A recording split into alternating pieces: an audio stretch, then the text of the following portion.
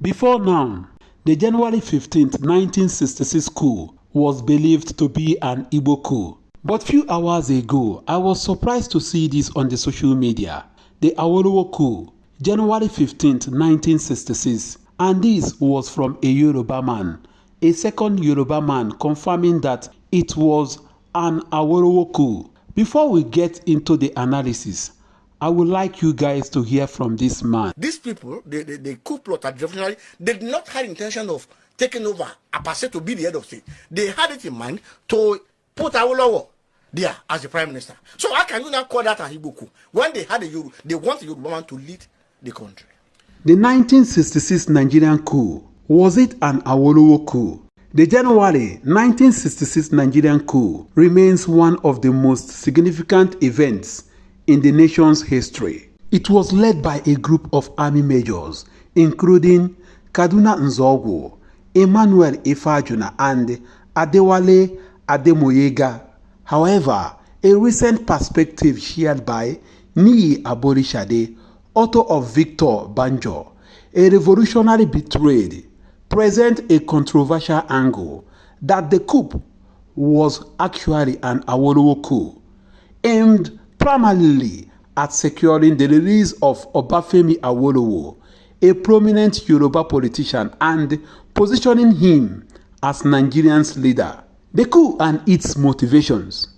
Historical accounts generally attribute the coup to the frustrations of young officers who were deeply disillusioned with the corruption of Nigeria's post-independence leadership.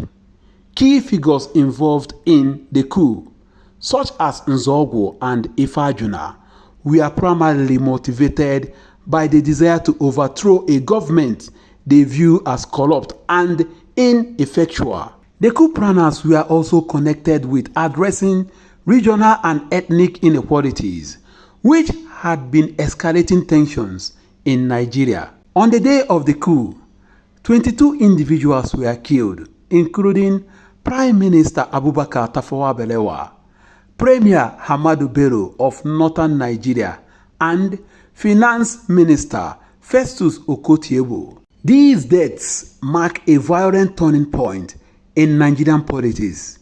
Despite the role of these key political figures in government, there was no indication that the coup was specifically intended to elevate Awolowo to power. Obafemi Awolowo was indeed imprisoned at the time of the coup.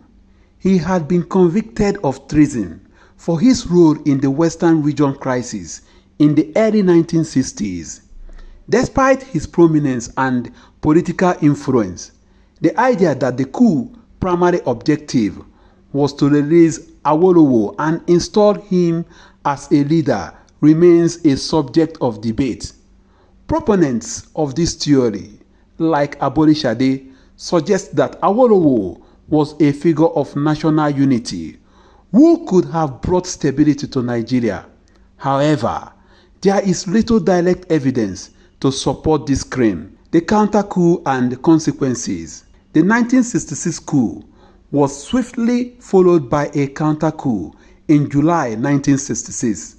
This counter-coup, largely led by northern military officers, resulted in the death of General Agi Ironsi, the head of state who had taken power after the January coup, and the subsequent rise of General Yakubu Gowon.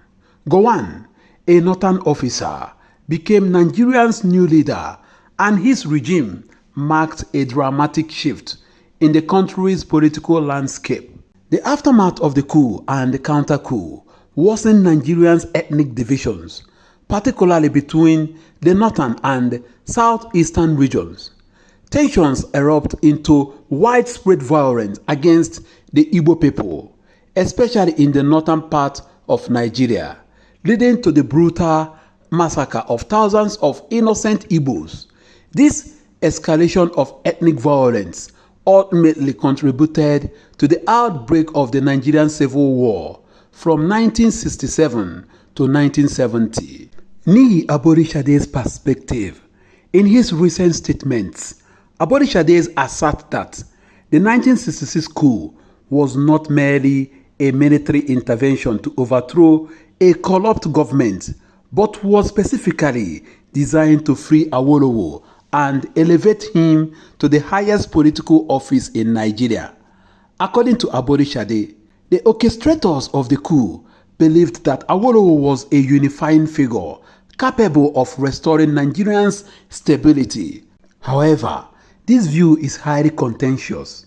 The theory has raised significant questions about the motivations behind the coup. While Awolowo was a well-known political figure, especially among the Yoruba people, he had significant regional support. His political ideology was rooted in his Yoruba nationalist belief, which may have not been in alignment with the goals of the coup plotters, who were motivated by a broader desire to tackle corruption and regional imbalances. Awolowo's role in the coup remains speculative, with no definitive evidence that he was directly involved in planning it. The Yoruba perspective. Aborisade's viewpoint has sparked discussion in the Yoruba community and beyond. Some Yoruba intellectuals support the idea that the coup had a hidden agenda tied to Awolowo's political rehabilitation. They argue that his imprisonment was an injustice and that his release could have brought political reconciliation to the country.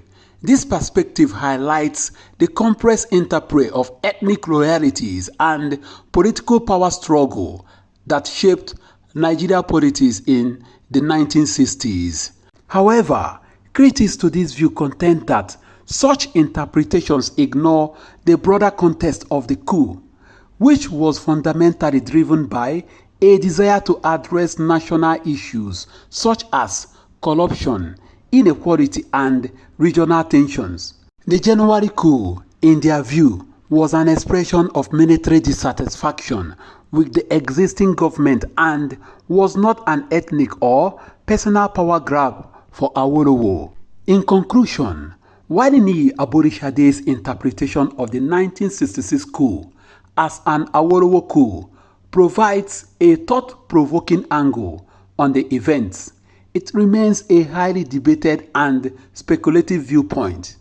The majority of historical records and evidence suggests that the coup was primarily aimed at removing corrupt politicians and addressing ethnic grievances, rather than specifically positioning Awolowo as Nigeria's leader.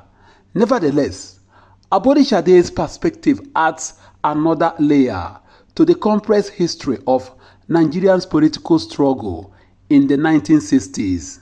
The events of 1966, culminating in the tragic massacre of Igbos and the subsequent civil war, continue to shape Nigeria's political landscape. Understanding the motivations behind the coup, whether through the lenses of military discontent or the possible involvement of figures like Awolowo, helps illuminate the complexity of Nigerians' post-independence era and the deep ethnic divides that still persist today. On a final note, do you agree that the 1966 coup was actually an Awolowo coup? What do you think? Drop a comment for us. Thank you.